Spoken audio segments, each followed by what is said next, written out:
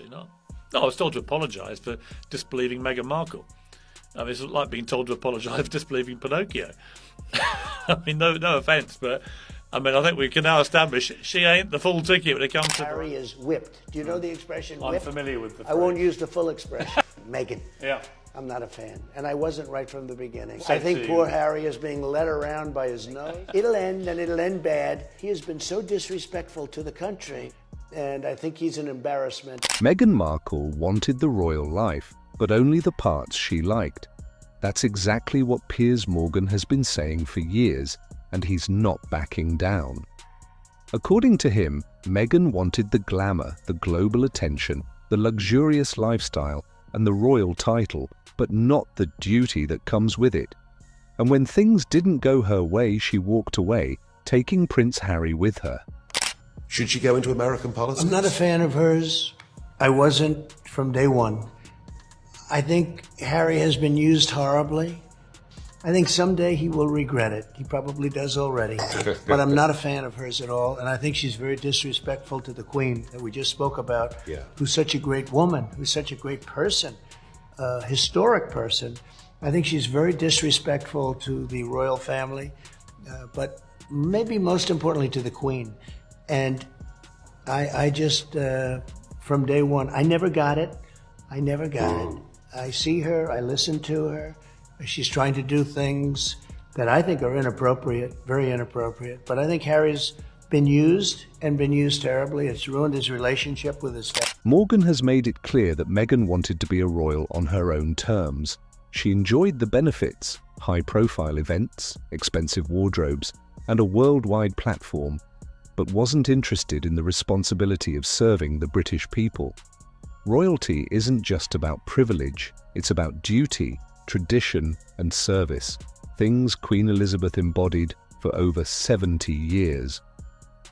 Meghan, on the other hand, seemed to want all the prestige without the sacrifice. One of Morgan's biggest criticisms is that Meghan and Harry didn't just leave the royal family quietly. They launched public attacks accusing the monarchy of mistreatment but failed to provide real proof. Instead of working through issues privately, they went on television, shared their complaints, and made millions off their royal connections. To Morgan, that wasn't just betrayal, it was hypocrisy. She, in particular, didn't seem to understand this. She thought that actually being a member of the royal family was wearing a tiara, getting a fabulous wedding, and then doing what the hell you like. So they began to just do a load of stuff which annoyed people, and they got the criticism, in my estimation, they thoroughly deserved. And at that point, they developed this victim. He's been vocal about this since Meghan and Harry's dramatic exit. Every time new details emerge, whether it's their Netflix deals, book deals, or complaints about how hard their lives are, Morgan doesn't hold back.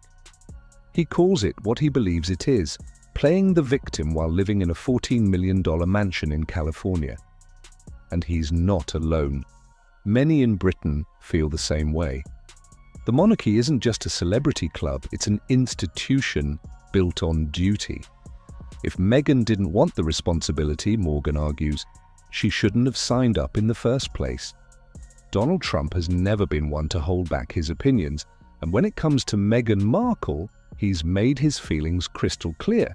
He doesn't like her.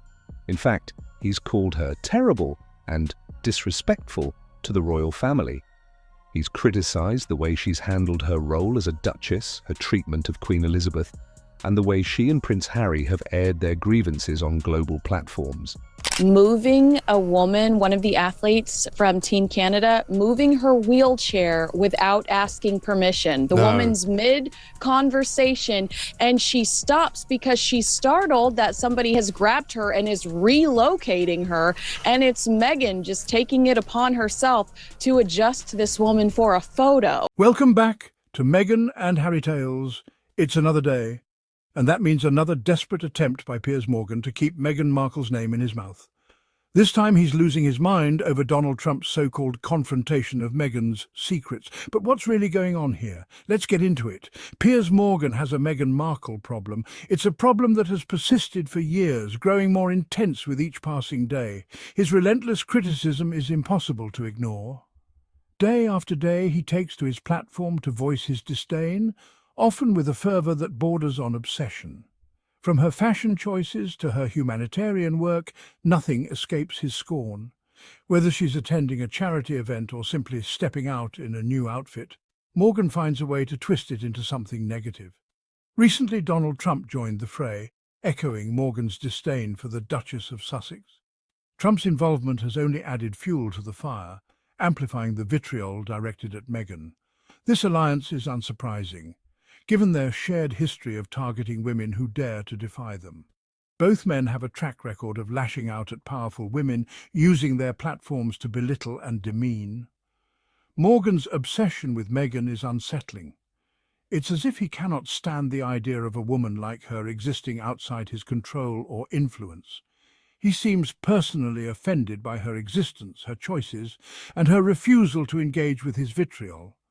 Meghan, on the other hand, continues to rise above the noise, focusing on her work and maintaining her dignity. It's a pattern we've seen before, a man threatened by a woman's power and influence, resorting to petty insults and baseless accusations.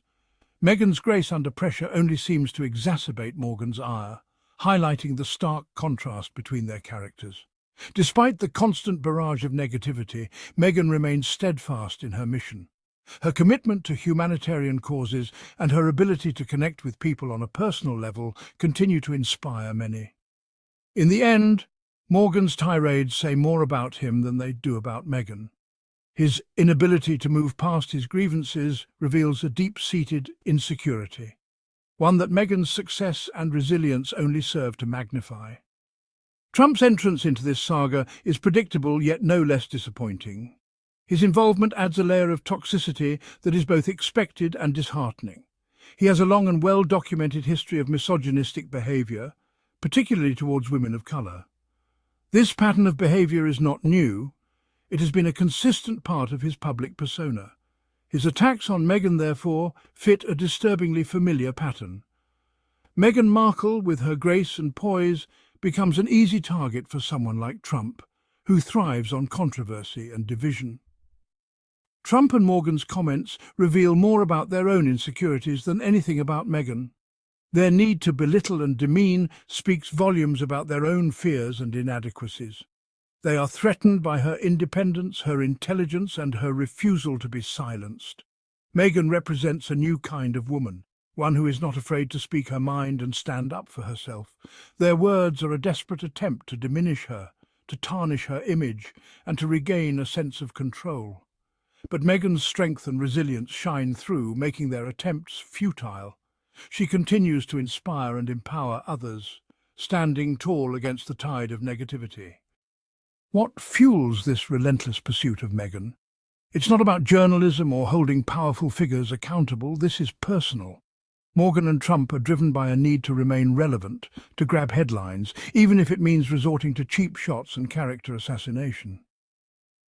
Their attacks on Meghan are a cynical ploy for attention, a desperate attempt to stay in the spotlight. They know that controversy sells, and they're willing to exploit Meghan's life for their own gain. Section 4. Meghan's unwavering spirit. Despite the constant barrage of negativity, Meghan remains a beacon of grace and resilience. She continues to champion causes she believes in, using her platform to advocate for mental health, gender equality, and social justice. She refuses to be defined by the narrow-minded views of men like Morgan and Trump. She is a woman of substance, a role model for young girls, and a powerful voice for change. Her strength and determination are an inspiration to us all. Section 5. Beyond the noise, celebrating strength and grace. Meghan's story is a testament to the power of women who refuse to be silenced. Her journey is not just about her personal achievements, but also about the broader impact she has had on society. She has become a symbol of resilience and grace, inspiring countless individuals around the world. She has faced an onslaught of criticism, yet she has never wavered in her commitment to her values. Despite the relentless scrutiny and the often harsh judgment from the media, Meghan has remained steadfast. Her ability to maintain her composure and stay true to herself in the face of adversity is truly remarkable. Let us not give oxygen to the negativity of Morgan, Trump and their ilk. Their attempts to undermine and belittle her only highlight their own insecurities and biases. Instead of focusing on their negativity, we should turn our attention to the positive impact Meghan and women like her are making. Instead, let us celebrate the accomplishments of women like Meghan. Her work in various charitable organisations, her advocacy for mental health, and her efforts to empower women and girls are just a few examples of her contributions. These are the stories that deserve our attention and admiration. Let us amplify their voices, support their endeavours, and create a world where their contributions are valued and their stories are heard. By doing so, we not only honour their achievements, but also pave the way for future generations of women to rise and make their mark on the world. Section 6. A call to rise above. It's time to move beyond the tired narratives of powerful men attempting to tear down strong women. We must recognise these attacks for what they are: desperate attempts to maintain control and relevance in a world that is rapidly changing. Let's focus on the positive. Let's celebrate the resilience and grace of women like Meghan Markle. Let their strength inspire us to build a more just and equitable world.